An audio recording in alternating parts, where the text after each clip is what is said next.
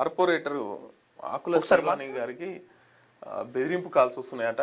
ఒకసారి మాట్లాడే ప్రయత్నం చేద్దాం. ఏమైంది, ఎందుకోసం అని బెదిరింపు కాల్స్ వస్తున్నాయి. సరూర్ నగర్ కార్పొరేటర్ ఆకుల శ్రీవాణి గారు ఎందుకోసం సోషల్ మీడియాలో చాలా యాక్టివిస్ట్ ఉంటారు కాబట్టి బీజేపీ కార్పొరేటర్ సోషల్ మీడియాలో యాక్టివ్ ఉంటుంది. ఒకసారి ఎందుకోసం బెదిరింపు కాల్స్ వస్తున్నాయి అనేది కూడా మాట్లాడే ప్రయత్నం చేద్దాం. అక్క, మన మార్నింగ్ న్యూస్ లో లైవ్ లో ఉన్నాం అక్క. ఓకే అక్క, మీకు బెదిరింపు కాల్స్ వస్తున్నాయి అని చెప్పేసి వినబడుతుంది. ఎవరు చేస్తారు, ఎందుకోసం చేస్తారు అక్క? యాక్చువల్ గా నేను రీసెంట్ గా మన పతంగుల అదే మన సంక్రాంతి పండుగ సందర్భంగా నేను ఒక స్టేట్మెంట్ ఇచ్చిన. ఏమని అని అంటే, పొద్దున్న లేసి ఎంఐఎం వాళ్ళు అన్ని మన హిందూ దేవీ దేవతల పైన ధర్మం పైన దాడిని చేస్తుంటారు. అట్లాంటి వాళ్ళు ఎందుకు పతంగి సింబల్ పెట్టుకున్నారు? ఈ రీసెంట్ డేస్ లో పాకిస్తాన్, బంగ్లాదేశ్ ఆ ఏరియాలలో కూడా పతంగి సింబల్ మీరు వాడొద్దు అని చెప్పి వాళ్ళ కమ్యూనిటీ వాళ్ళు స్ప్రెడ్ చేస్తున్నారు. అట్లాంటప్పుడు మా పండగకి ప్రతీక అయిన పతంగి సింబల్ ని మీ పార్టీకి ఎందుకుంది, అది తీసేస్తే బాగుంటది, నాకు అభ్యంతరం ఉంది అని చెప్పి నేను అన్నాను అనమాట. ఇట్స్ జస్ట్ స్టేట్మెంట్ ఆ సోషల్ మీడియాలో నేను అన్నాను. అన్న తర్వాత ఒక 4-5 రోజుల తర్వాత వాళ్ళ ఎంఐఎం ఆఫీస్ లో ఒక ప్రెస్ మీట్ జరిగింది. ఆ ప్రెస్ మీట్ లో ఎవరో ఒక విలేకరి ఏమన్నారంటే, ఒక మహిళ మీ గురించి, మీ పార్టీ సింబల్ గురించి ఇలా మాట్లాడుతుంది అని అన్నారు. అతను ఒక ఎంపీ, చాలా సంవత్సరాల నుంచి ఉన్నారు, చాలా ఏమంటారు ప్రతిభ కలిగిన మనిషి అని అంటారు. అట్లాంటప్పుడు తను ఆ క్వశ్చన్ ని ఇగ్నోర్ చేసేది ఉండే. అతను క్వశ్చన్ ని ఇగ్నోర్ చేయకుండా, అరే వీళ్ళకి ఇంట్లల్లో పని పాట ఉండదు అన్నట్టుగా ఒక మహిళని హేళనగా మాట్లాడుకుంటూ, వీళ్ళకి ఇంట్లో పని ఉండదు కాబట్టి వచ్చి పతంగి మీద పడుతున్నారు. తర్వాత మళ్ళీ ఇంకొక జర్నలిస్ట్ మళ్ళీ ఇంకో అదే ప్రశ్న అడిగారు. అంటే అక్బరుద్దీన్ కి హ్యాండ్సమ్ ఉంటాడు కాబట్టి అక్బరుద్దీన్ అంటే వీళ్ళకి మొహబ్బత్ అన్నట్టుగా వ్యాఖ్యానించారు. తర్వాత నేను దానికి కౌంటర్ స్టేట్మెంట్ ఇచ్చాను.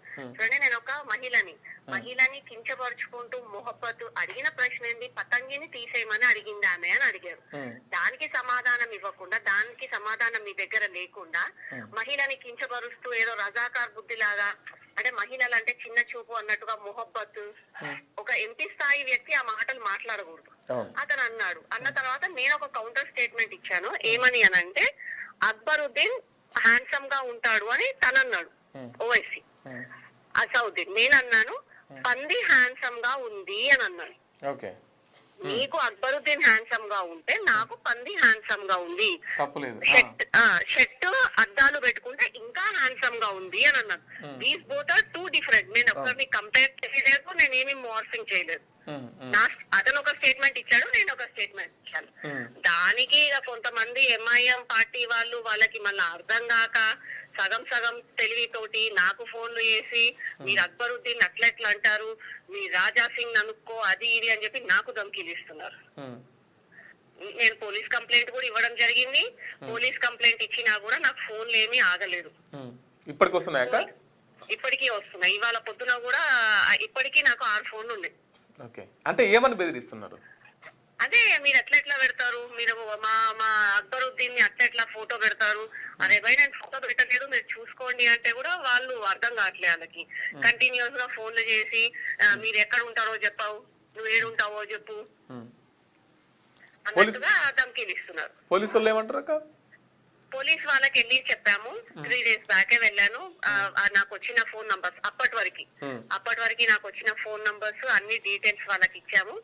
ఇచ్చి ఇట్లా ఫోన్ చేస్తున్నారంటే పోలీస్ వ్యవస్థ పైన నమ్మకం తోటి వాళ్ళు ఏం చెప్పారంటే నాకు, మేడం మీరు ఫోన్స్ లిఫ్ట్ చేయడం ఆపేసేయండి, దానికి తోడు మీరు ఫోన్స్ రికార్డ్ చేసి సోషల్ మీడియాలో పెట్టడం వల్ల మళ్ళా మీ వాళ్ళకి ఘర్షణ లాగా ఏర్పడుతుంది మేడం, కొన్ని రోజులు మీరు కామ్ గా ఉండండి అని అంటే, నేను అందుకని ఏ ఫోన్స్ కూడా రికార్డ్ చేయలేదు, మార్కెట్ లో పెట్టలేదు నేను, as a respect for them.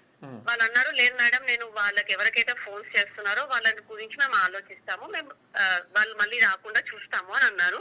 But ఇంతవరకు అయితే ఎఫ్ఐఆర్ బుక్ కాలేదు, నాకు కాల్స్ కూడా ఆగలేదు.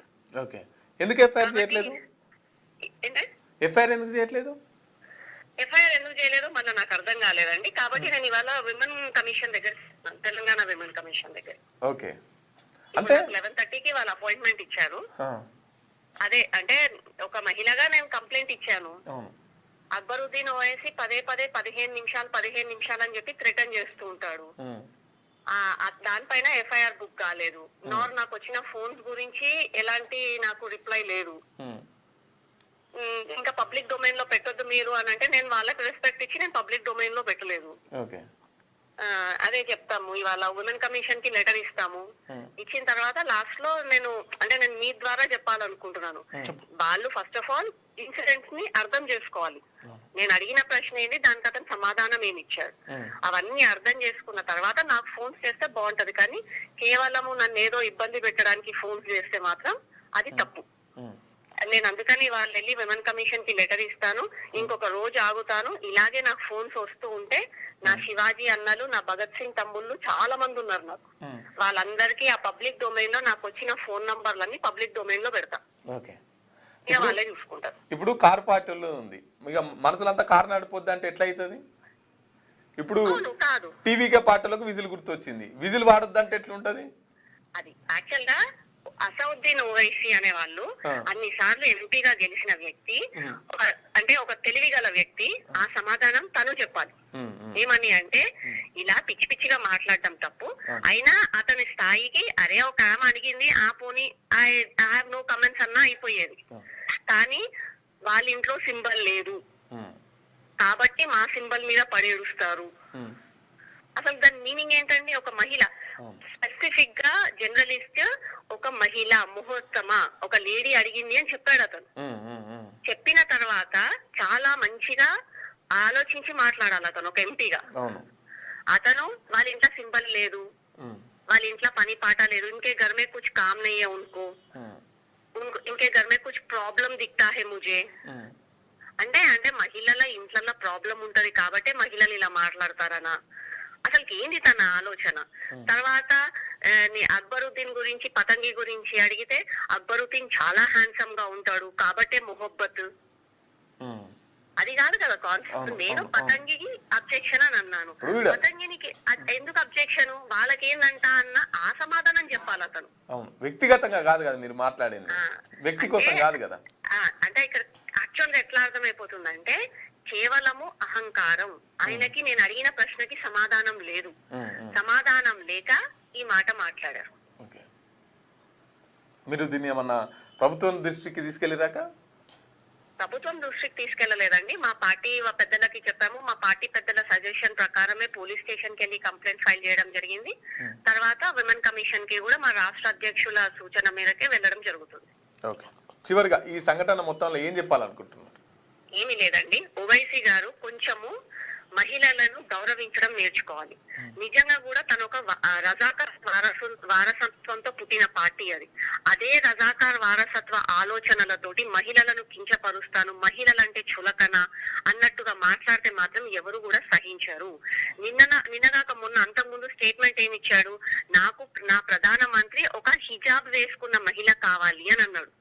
ఆ రోజు కూడా తను అభ్యంతరంగా మాట్లాడాడు. మహిళ ప్రధాని కావాలి అని కోరుకోవాలి ఒక ఎంపీగా, కానీ ఒక మతంకి చెందిన మహిళనే ఎంపీ కావాలని కోరుకోవడం తప్పు.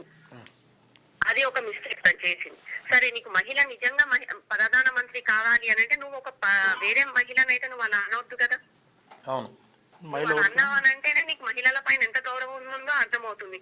లేకపోతే కేవలం హిజాబ్ వేసుకున్న మహిళలకే వాళ్ళు గౌరవం ఇస్తారా? ఆ క్లారిటీ కూడా తెలియాలి కదండి పబ్లిక్ కి.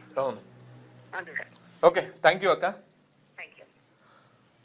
సో విన్నారు కదా, సరూర్ నగర్ కార్పొరేటర్ ఆకుల శ్రీవాణి గారు సంక్రాంతి పండుగ రోజు మేము పతంగులు ఎగిరెత్తుంటే ఇది పార్టీ వాళ్ళకి గుర్తుగా అంటే మరి ఎగిరేయద్దా? అది పండుగకు వచ్చేది సంప్రదాయంగా వస్తున్నటువంటి ఆచారం. ఇప్పుడు ఎక్కడైనా పతంగులు ఎగిరేసుకుంటారు, ఇక అది వాళ్ళ పార్టీ సింబల్గా ఉందంటే పార్టీ సింబల్ మార్చుకోరు మరి. సో ఏదేమైనా కానీ ఈ బెదిరింపు కాల్స్ అనేది మంచి చర్య కాదు. ఏంటంటే ప్రశాంతవంతమైన వాతావరణంలో మాట్లాడుకోవాలి, ఒక రాజకీయమైన చర్చ జరగాలి. కానీ బెదిరింపి ఫోన్లు చేసి బెదిరించడం అయితే సరైన పద్ధతి కాదు. ఎందుకంటే తెలంగాణ రాష్ట్రంలో ఇప్పుడు ముఖ్యమంత్రి, హోంమంత్రి కాబట్టి సజ్జనార్ గారు కూడా ఉన్నారు కాబట్టి ఇటువంటి మహిళలకు రక్షణ కల్పించాలి. ముఖ్యంగా ఒక ప్రజాప్రతినిధులు వాళ్ళకి ఇటువంటి బెదిరింపు కాల్సి వస్తుంటే సామాన్యమైన ప్రజల పరిస్థితి ఏంది? సో ఆకుల శ్రీవాణక్క గారికి రక్షణగా ఉండాల్సిన అవసరం ఉన్నది. ముర్ము గారు కూడా మనకు ఉన్నారు కాబట్టి మహిళలు గౌరవించుకోవాల్సిన సాంప్రదాయం మనకు ఉంది. 100% ఇప్పుడిప్పుడే రాజకీయాల్లో ఒక వెలుగుతున్నటువంటి మహిళలను ఇంకా చాలా మందిని కూడా తీసుకొచ్చే కార్యక్రమం చేయాలి. అంతేగాని కించపరుస్తూ వ్యాఖ్యలు చేయకూడదు. ఇది ఎవరికైనా మంచిది కాదు. ఎవరు అట్లా చేసినా వాళ్ళ పరిస్థితులు వేరే విధంగా ఉంటాయి. ఎందుకంటే ప్రతి ఇంట్లో మహిళలు ఉంటారు, ఆ విధంగా చూసుకోవాలి. అంతేగాని ఇక ఎట్లా పడితే అట్లా మాట్లాడుతుంటే కుదరదు కదా. క్యూ న్యూస్ పేరు చెప్పి ఎవరైనా వసూళ్లకు, అక్రమాలకు, బెదిరింపులకు గురి చేసిన క్యూ న్యూస్కి సమాచారం ఇవ్వండి. క్యూ న్యూస్ ఎప్పుడూ ఇలాంటి చర్యలకు పాల్పడదు, ప్రోత్సహించదు. క్యూ న్యూస్ ఎల్లప్పుడూ ప్రజా గొంతుకగా ప్రజల సమస్యల కోసం నిరంతరం పోరాడుతుంది. మీకు ఎలాంటి సమస్య ఉన్నా క్యూ న్యూస్ని కాంటాక్ట్ అవ్వండి. సంప్రదించవలసిన ఫోన్ నెంబర్ 7569534968 8688926084.